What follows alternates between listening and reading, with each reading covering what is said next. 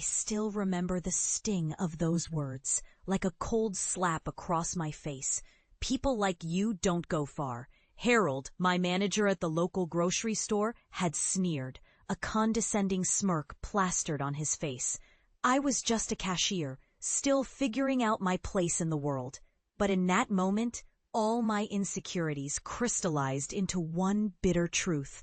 I was nothing in his eyes. I left that store with my heart pounding and my spirit shattered. But instead of letting his words crush me, I made a decision. I would prove him wrong. The next morning, I woke up with a fire in my gut.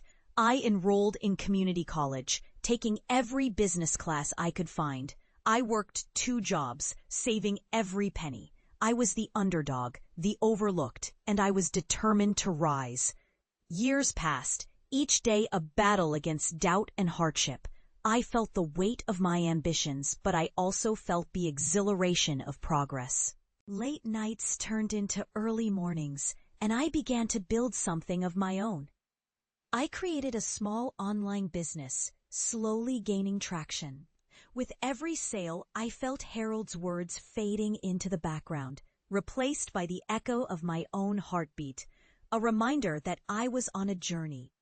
Fast forward a decade, and I was standing in the boardroom of a corporate office, the weight of 100 decisions resting on my shoulders.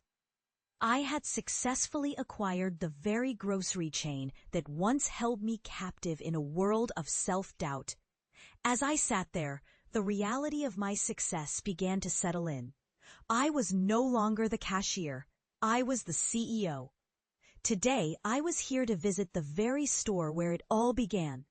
As I walked through the automatic doors, the familiar scent of fresh produce hit me like a tidal wave of nostalgia.